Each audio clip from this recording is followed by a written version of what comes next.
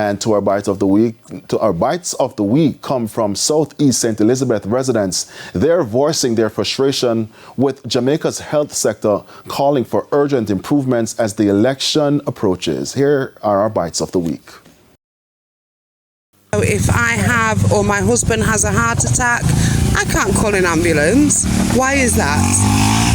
Who is going to provide that for us? Which political party will provide an ambulance? There's just one fatality we have in Jamaica. Every day people are dead. So we need more so you can build the college that they can learn to do those things.